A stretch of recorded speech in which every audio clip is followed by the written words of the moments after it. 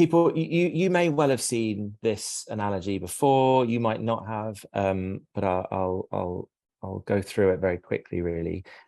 So every single thing that we do as human beings is for a reason.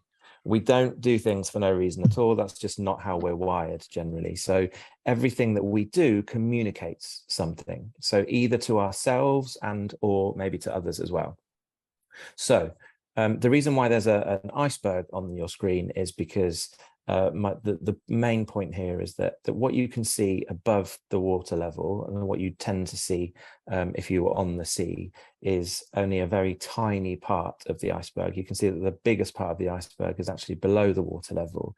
And so when we're thinking about behavior, what you actually see is only a really small part of what's actually going on for that child or young person, and also for us as adults as well.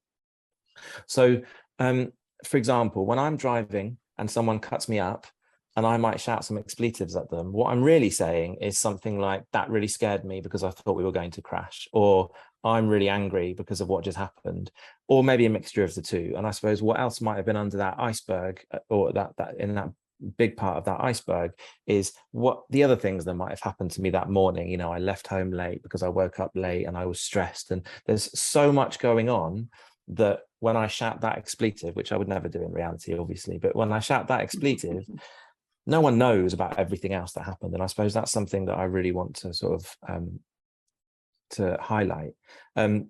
So if your child is presenting with challenging behavior, for example, it's unhelpful for him or her to be considered naughty.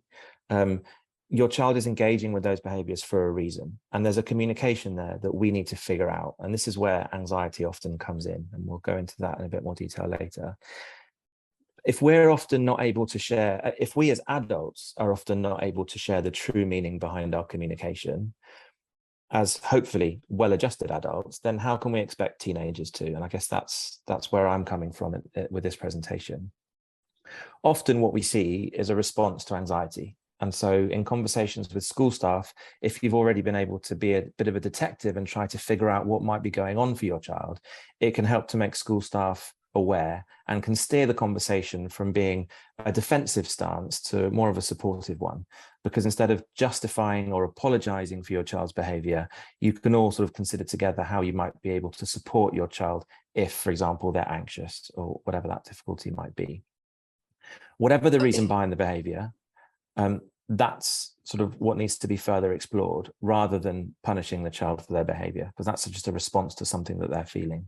And that's likely to require a meeting with school staff to consider that together. But again, we'll talk a little bit more about that when we think about resources and next steps.